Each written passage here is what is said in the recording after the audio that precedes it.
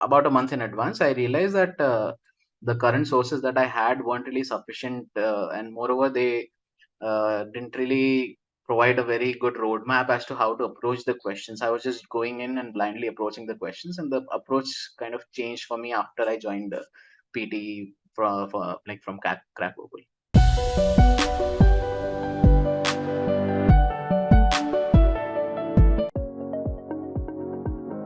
All right. So thank you so much, Harsh, for being part of this success story series, as we call it. So Right. before I get started, maybe you could just give us a little bit about your background. What do you do, and what has been your journey so far? Yeah, so basically, I'm a doctor, and like it has been a very long and extrapolated journey of how I want to, like how I decided to go for MBA rather than pursue high studies within the medical field. Hmm. And overall, I just wanted to make a bigger impact, and MBA and like going into healthcare consulting would help me do that rather Right. than just looking at patients and day in and day out. It's a monotonous life as well. And moreover, I was just looking to basically change my role a bit as to like I wanted to manage people a little bit more rather than just going in and seeing patients. That's all. Understood. Understood.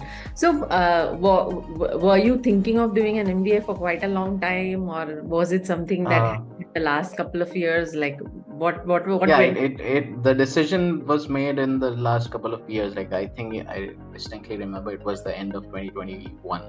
Hmm. uh, Basically what happened was that like during 2021 COVID was at its peak, like the second wave came, and overall my plan then was to move to UK for practicing medicine specifically, because in India I wasn't really happy with the career choices and like career options that were there. Hmm. Moreover, the work life balance and like doctors are worked to their bone, so like I was just not ready for it. And I thought that I would move to UK and practice medicine there, and but overall I realized that it will take a very long time to get to a certain position that I wanted to be at. Hmm. It would have taken about 10 years of my life to get to a certain stage which I had planned in my life, and I just wasn't willing to invest that much time within the healthcare, like within the medical field. Right. And moreover, I wasn't really happy with the patient interactions and the job in general. So that's when I started looking at other fields and ultimately chose MBA because it was aligning with my goals. Right. So with MBA always comes the first thing, that is GMAT, right? Tell me a little Right. bit about your GMAT journey. What was the research that you did to even get started, and how did you start preparing for the Yeah. test? So basically, I started looking at business schools first, like and what all requirements do they have, and eventually back in 2021, I landed on ISB as my first choice because it is a very well-renowned institute within India, and for that a GMAT score was required. And I thought like rather than like spend a lot of time on preparing for CAT, I didn't have a lot of time back then as well. So I decided to take the GMAT, and I've taken it thrice now. This was the third time that I took the GMAT. The first score that I got was 660, which as it is like it was pretty much expected since I hadn't really prepared that much for it. I had like seen a few videos back then, like I didn't even consider taking the mocks. I just straight away gave the exam. So that was a very stupid thing on my part, but overall the score was okay enough, but not that great. Right. Then I decided to to retake the GMAT before applying to ISB, because I kind of knew that the 660 score wasn't really sufficient to get me into the school. Hmm. And finally, in the second attempt, I managed to score a 690 after about 3 months of preparation from a specific source. And that like I wanted to cross that 700 mark. I think that the 700 mark is the magic number within GMAT, as far as I know. I Right. wanted to cross it, but sadly I couldn't really do that in the first attempt. And moreover, the integrated reasoning and AWA sections weren't really that great, because in within integrated reasoning as well, I just managed a score of 4 or 5. I think it was a 4, which translated to a 31 percentile, which is very low as compared to the other candidates that were applying to ISB. And eventually, I thought that the score wasn't really sufficient. start with at the start of this year, I was much more, I had decided that I would much like focus much more on CAT itself and take the CAT route and go for an IIM MBA. But in the middle, I was getting my profile evaluated as well. Let's just see whether there is a possibility of me getting into a good B school with like through GMAT and with just about a month of preparation, because I didn't really want to invest that much time into GMAT, uh, since it would have basically taken that time from my CAT preparation. Uh, so that's why it's like I had decided a specific date, ki 7th August. I have to take GMAT on the 7th of August and apply to ISB this year.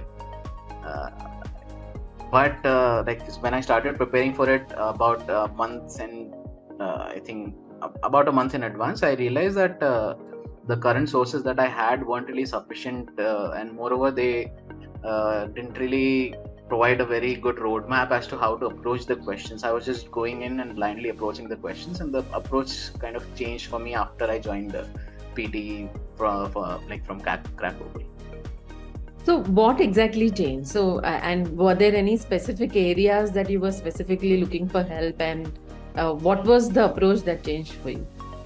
Yeah, the approach that changed was firstly the videos that are available in Crackable. They are like phenomenal, I would say, and the way Arun sir teaches is like out of this world overall. And I was very impressed by the way like, his methodology as to approach how to approach the questions. And moreover, I think he has made this statement a lot of times within those videos that if you give him a sentence correction statement in general, like this is a statement, you have to correct it, he probably won't be able to do that because he's trained himself to approach GMAT a certain way, and the GMAT is a whole different ball game rather than just going in and correcting statements and looking at passages. And also I think that was a big part. And moreover, within PT, Mohan was a very big help for me because quant, as like belonging to a medical field, I was very distant from the field of math in general. So he was a very huge help overall. Awesome, awesome. How more from a timeline perspective, and it's always about most people who prepare for GMAT. There's one thing that always comes to: how much time do I need to put in to prepare? I'm a working professional. I don't get so much time to Right. work. So, what was your magic number? And I always tell them that there is no magic number. It's more about Right. how effective you're studying rather than the time you put in. So, what was your magic number, and how did you kind of juggle both work and studying together? And it's also a mindset thing, right? Right. About coming back from work and then telling yourself that okay, I need to study is not easy, and I completely understand that. So Right. what was your struggle? So the magic number, there's no magic number as such. I would say that like on a daily basis, on an average, you have to put in somewhere between 2 to 3 hours for studying specifically, and it should be spread over a period of I think 3 to 4 months at least if you're starting new in the GMAT stage. Since I had already taken the GMAT twice and I had already kind of knew the ins and outs of how to basically take the exam, and I knew the structure of the exam in general, so that basically reduced the time to like I would have liked at least 2 months to prepare for this particular GMAT that I took. But since I had already placed time limit on myself, I don't know whether it was right or wrong, but eventually I realized that 1 month would be sufficient as well. Right, and you were also preparing for quite some time, so I think it's not that Right. you needed to start from scratch. It was more Yep, like exactly. fine tuning the areas where you were really Yep. looking. So So before enrolling, like that, this was what I talked about, that like this was conveyed to me that since I have already taken the GMAT and scored a 690, I don't belong to people like starting from scratch, and I would be placed in an advanced kind of a situation so that I can just work on the areas that are weaker. True.